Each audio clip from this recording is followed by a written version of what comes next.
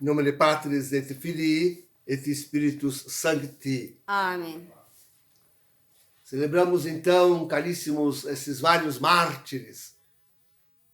E estamos na terça-feira da terceira semana da Páscoa, celebrando esses vários mártires que são ocasião para nós meditarmos. Viram a oração da coleta, como é que disse? Pedindo aos vários mártires que nos ajudassem no iminente perigo na iminente tribulação. E nós estamos aí. Não digo prontos, mas certamente esperando e tendo como iminente, como próxima, como já se abatendo sobre nós grandes, imensas tribulações jamais vividas. Então, nossa prece é para que, de fato, o testemunho, a fé, a palavra que eles pregaram e viveram, seja para nós força, a fim de que alcancemos o prêmio como eles. Olha, Jesus hoje no Evangelho, vamos encontrá-lo como juiz. Então, as leituras nos falam de várias tentações, de muitas tentações. Se diz que Jesus, se diz até na liturgia isso, na palavra de Deus, se diz que depois da tentação do deserto, o demônio o deixou até o momento oportuno. Jesus sofreu uma nova investida do demônio, e nós sabemos que foi na cruz. Foi na cruz. Vejam, a tentação de Jesus não pode ser que nem a nossa tentação. A nossa tentação é muitas vezes interna, da nossa vontade, débil, fraca, que se inclina para o mal, que carrega consigo a própria debilidade, a própria fraqueza, e que, sem nenhuma motivação exterior, bastando a si mesma essa fraqueza, essa debilidade, se coloca em tentação e quantas vezes procura externamente, depois procura externamente um motivo de cair, de pecar. É assim que funcionamos nós. No extremo, é assim que funcionamos nós. Jesus não tinha tentações internas. A grande tentação de Jesus nós devemos colher. A grande tentação de Jesus na cruz nós devemos colher na boca dos próprios soldados romanos, do povo, do populacho que o cercava, e dos príncipes e dos sacerdotes que estavam ali acusando, e também daqueles que partilhavam com ele o mesmo destino. Então, Jesus sofre a tentação externa, vinda de toda esta gente. Nós podemos ver ali a tentação que Jesus sofre. Nós também, queridos, nós estamos também na grande, eu digo, a maior tentação jamais havida é aquela que se nos apresenta odiernamente. No fim dos tempos, como no fim da vida de Jesus, agora no fim dos tempos nós temos e cada vez a tentação ficará maior. E também será externa. As grandes tentações. Eu apresento, a gente pode falar de tantas, né? Apresento duas tentações as mais fortes. Uma, sobretudo, envolvendo a fé, a religião, sobretudo a fé, a religião, que é a tentação apresentada pelo falso profeta, que sob este título, não se esqueça, o falso profeta é o antipapa Francisco, que se mostrando merecedor do título de falso profeta, nos tenta com a tentação de que a fé católica é desnecessária. Não é a única fé verdadeira e importante. E não é por ela, não se deve morrer por ela. Ele é o grande destruidor, o grande perseguidor da fé católica. Isto é o que ele é.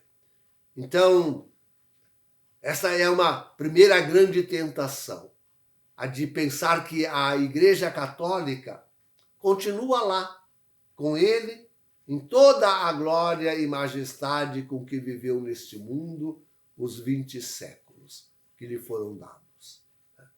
Esta é a primeira grande tentação. Não, está tudo bem, a Igreja Católica continua maravilhosa. Francisco é um santo. Olha a humildade dele. Quanto esse homem faz do bem, procura a paz. Olha quanto ele está trabalhando pela paz na Ucrânia. E ele prega pelos pobres. Pelos pobres, está preocupadíssimo com os pobres deste mundo. Só deste mundo. Só horizontal mesmo. Só deste mundo. Só horizontal. Então, esta é a maior tentação. Não continuemos na contra-igreja. Não, esse negócio de Unacum Francisco, que bobagem, esses poucos padres, pouquíssimos, que pregam contra isto, são uns bobos, uns loucos. Esta é a maior tentação do momento presente. Esta é a grande tentação. Na contrapartida, nós temos a tentação que o mundo nos oferece, dizendo, não, façam isso, façam aquilo, submetam-se às diretrizes que emanam desses poderes aí mundanos e tudo vai voltar ao normal. Tudo vai voltar ao normal. Vossa vida será bela, será... De novo, tereis a vossa liberdade. Então, o mundo também sussurra e sopra e nos engana, nos tenta aliciar. O falso profeta se une a esse mesmo discurso, por isso que ele é falso profeta, se une a esse mesmo discurso e fica assimilando o veneno, dizendo, não, tomai-o vós também todos. É obrigado a tomar. Para ser católico, é bem isso. Para ser católico tem que participar desse veneno. Plenamente. Esta, queridos, é a grande tentação e quantos, a grande maioria da humanidade cai mesmo nesta tentação. E jamais pensa em... Não, tem aquele... tem uma frase que se cunha hoje em dia dizendo... Eu já falei sobre isso aqui, mas nesse conto é bom retomar. Dizendo, não, eu prefiro errar com a igreja do que errar sozinho. Ou que acertar sozinho. Sei lá. Então, acertar sozinho tu não acerta. Errar sozinho, com certeza tu erras. Mas a igreja não erra. Naquilo que é de fé e de moral, a igreja não erra. A verdadeira igreja católica não erra. É bobagem, é ignorância, é falta de filosofia, de teologia, dizer isto, prefiro errar com a igreja do que estar fora dela. Se tu erras com a contra-igreja, é porque tu já estás fora dela, porque a igreja não erra. Naquilo que é de fé e de moral, a igreja não pode errar. Tem a chancela e a garantia do Divino Espírito Santo. Não pode errar. Se tu vês que está errando, não é a igreja católica. Esta não é a Igreja Católica. Sai dela. Deixai essa Babilônia. Fugir desta contra-igreja que erra e erra acerbamente. Não caiais em tentação. Não caiais em tentação. A igreja verdadeira, a igreja de Cristo, não erra. Em tudo aquilo que é questão de moral e de fé, ela não erra. Pode errar na pastoral, faz erros feios. O Vaticano II fez um erro feíssimo na pastoral. Né? Estamos sofrendo as consequências. Terrível erro na pastoral. Então, esta é uma das grandes tentações do tempo presente.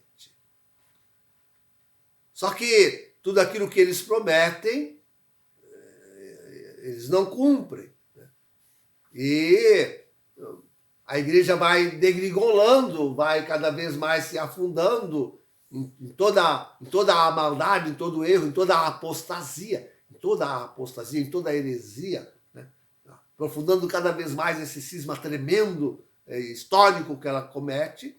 E o mundo vai também, cada vez mais. Queridos, está se falando tanto na terceira G, está se falando tanto em bomba nuclear, que a gente começa a pensar que, de repente, a coisa vai acontecer não bem naquela ordem que prevíamos.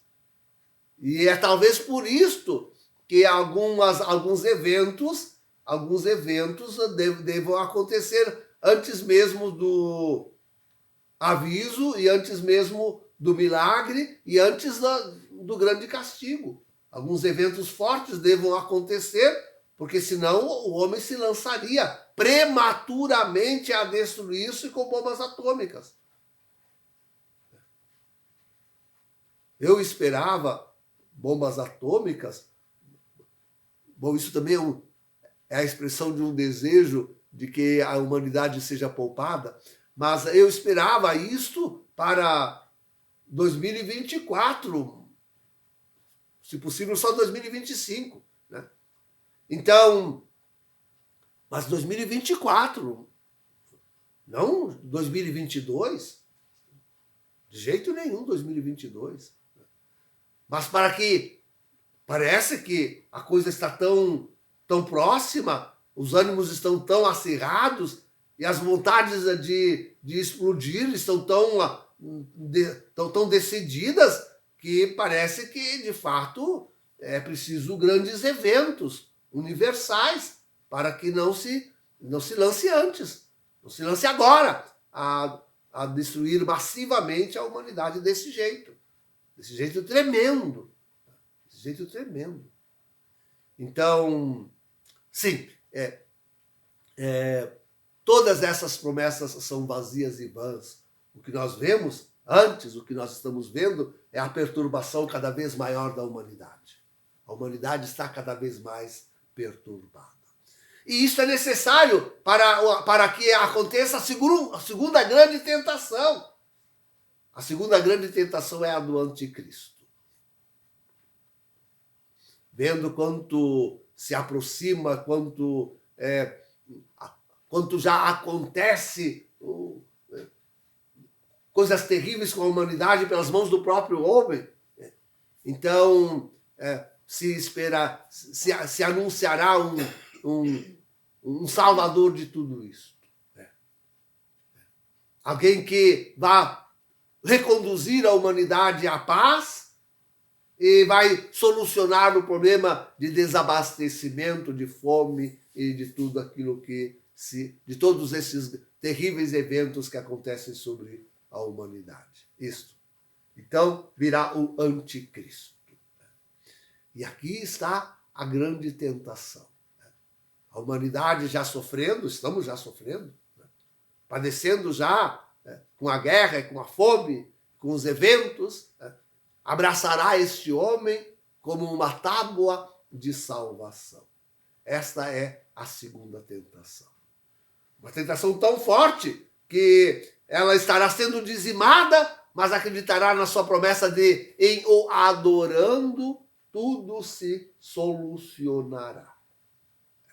É a isso que nós chegaremos. Né? Em adorando o anticristo, deixando Jesus de lado e adorando o anticristo, todos os problemas da humanidade se resolverão. Então, a humanidade cairá nesse segundo laço, nessa segunda tentação. Quantos que hoje seguem o falso profeta e aqueles que com ele laboram para as falsas promessas deste mundo, cairão neste segundo laço, com ele. E conduzidos por ele, cairão nesse segundo laço. E acolherão o anticristo. E crerão desesperadamente de que finalmente agora sim tudo voltará ao normal e será melhor do que antes ainda, porque adoram o anticristo. Porque o adoram. Ele resolverá tudo. Esta é a segunda grande tentação em que cairá a humanidade. A grande maioria cairá. Então, rezando aos santos mártires, tantos mártires, hoje nós aprendamos que a fé, que resistir à tentação do pecado, isto é o mais importante. Hoje, celebrando os santos mártires, aprendamos a confiar em Deus, o Deus verdadeiro, em Jesus Cristo. Quanto é necessário hoje que nós compreendamos, que nós acolhamos a promessa do retorno do Senhor. E nisto coloquemos a nossa esperança. Sim, tudo voltará ao normal e melhor ainda, como jamais pensado pelo homem. Sim, todos esses grandes e gravíssimos problemas que se nos abatem serão resolvidos. Voltará a paz, a saciedade, a abundância, tudo isso virá sobre a humanidade, mas com o retorno do Senhor. É necessário pedir e implorar, vem Senhor Jesus, Maranatá. Vem Senhor Jesus.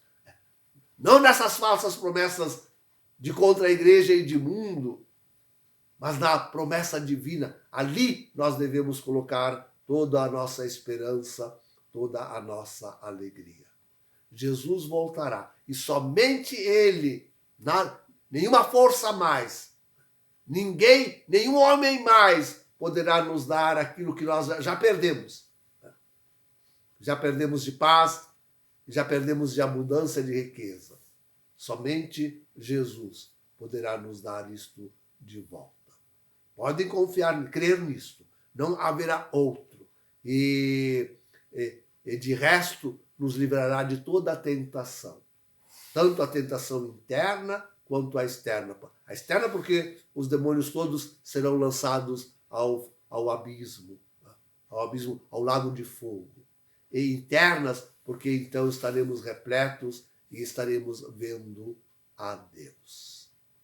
Em nome do Pai, do Filho e do Espírito Santo. Amém.